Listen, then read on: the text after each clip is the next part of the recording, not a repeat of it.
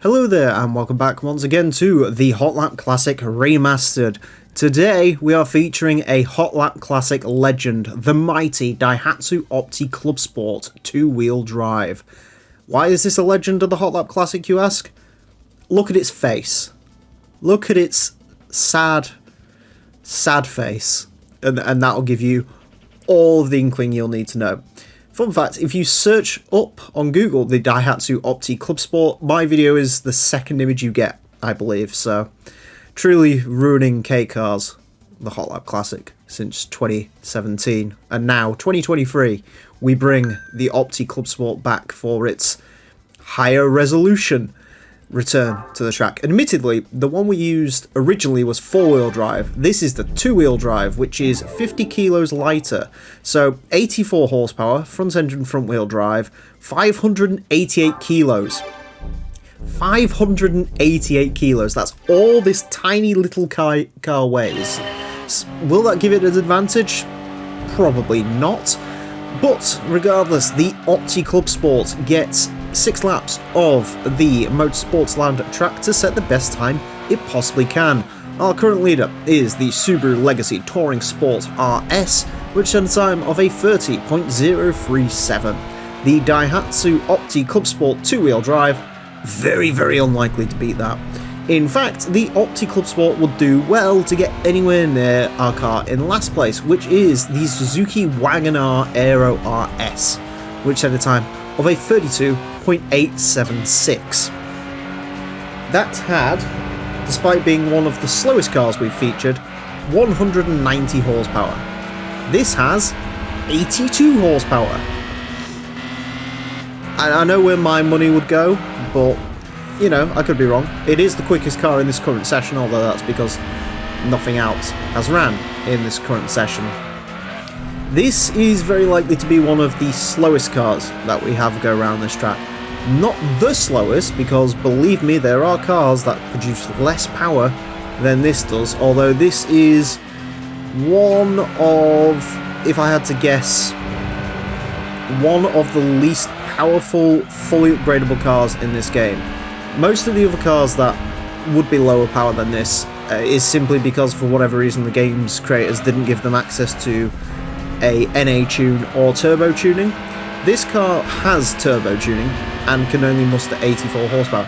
Admittedly, that's because it only gets a stage 1 kit, but still, that's what the Daihatsu gets, and you can sort of see, once you hear that's all the horsepower it can muster, the sad face of the Daihatsu really, it shows why it's there. So, another thing to quickly mention, between this episode and the last episode, there's been a gap of about half an hour. Because my mouse decided to die, that was fun.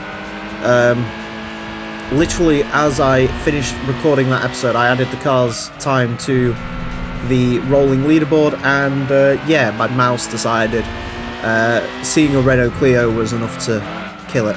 Maybe because it knew what was potentially coming later, so I've had to run out and buy a new mouse, which I got a keyboard as well because my keyboard was quite old, so new mouse and keyboard. Before you ask, I don't buy anything fancy. I basically bought what the cheapest keyboard in a Curry's was, and yes, I went to an actual Curry's. They still exist. It was terrible. I accidentally agreed to the cover, which you should never agree to any form of coverage or insurance from one of those places, but I accidentally agreed to it, so I had to sit there for an extra 15 minutes more than I should have done. But there you go, that's the way the cookie crumbles sometimes.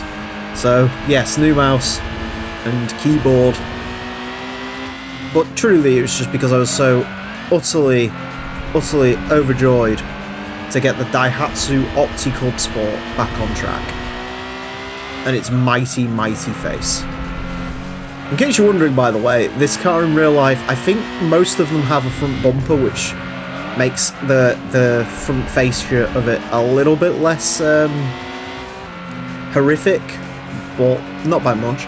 Hey, it almost got a 6.66 lap time. That would have been very on brand for the Daihatsu Opti Clubsport 2-wheel drive. Feast your eyes. This one, actually, unlike the 4-wheel drive one, comes with gold alloy wheels. Wow! It's truly, truly abysmal. Anyways, no prizes for guessing where it goes on our leaderboard. It gets a 36.663, which means it is almost 4 seconds slower than the Suzuki Wagon-R Aero RS. It tried. Could you get more time out of that? Maybe. I mean, maybe it could have got 36.5. I don't think it would have done too much better, but there you go.